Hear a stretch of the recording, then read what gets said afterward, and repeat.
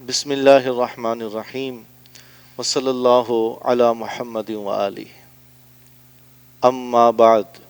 تمام ناظرین کرام کو السلام علیکم ورحمۃ اللہ وبرکاتہ۔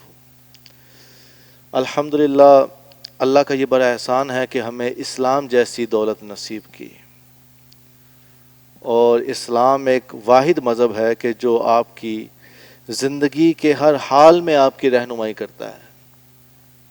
اب دیکھیں کہ ہم جوتا پہنتے ہیں، اب یہ بڑا معمولی سا عمل سمجھا جاتا ہے، لوگ اس کو، جو دیگر مذاہب کے لوگ ہیں خیر وہ تو اس کو کسی کھاتے میں نہیں لاتے، لیکن ہمارے نبی پاک علیہ الصلوۃ والسلام نے جوتا پہننے کا طریقہ بھی ہمیں بتایا۔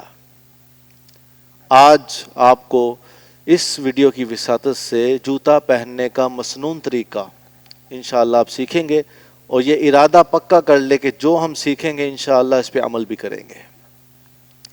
یہ جو حدیث مبارکہ ہے جس میں جوتا پہننے کا انداز بتایا گیا اور آقا علیہ الصلوۃ والسلام کی سنت ہے، اسے امام بخاری اور مسلم دونوں نے اپنی صحیح میں رقم کیا، شیخین نے، اور اس کے راوی جناب ابی ہریرہ رضی اللہ تعالی عنہ کی ذات مبارکہ ہے۔ آپ فرماتے ہیں کہ رسول اللہ صلی اللہ تعالی علیہ وآلہ وسلم نے ارشاد فرمایا کہ جب جوتا پہنو تو پہلے سیدھے پاؤں میں پہنو، اور جب اتارو تو پہلے بائیں پاؤں کو اتارو،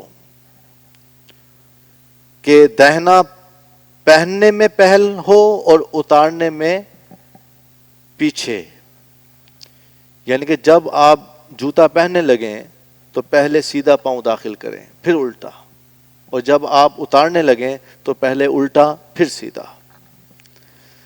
اور یہ بدقسمتی ہے، میں نے اکثر دیکھا ہے جب لوگ جوتا اتارتے ہیں تو سیدھا اتارتے ہیں، اور جب پہنتے ہیں تو الٹا پہنتے ہیں۔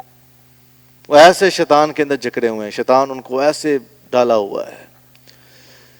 دیکھیں یہ جو باتیں ہوتی ہیں نا چھوٹی چھوٹی، یہ عشق سے آتی ہیں، پیار سے آتی ہیں، محبت سے آتی ہیں۔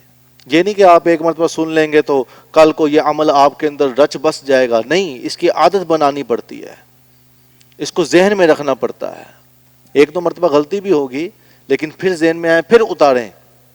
اگر غلطی سے اس طرح پہن لیں کہ جو خلاف سنت ہو پھر اتاریں اور پھر پہنیں، تو پھر دیکھیے گا آپ کی عادت میں آ جائے گا یہ۔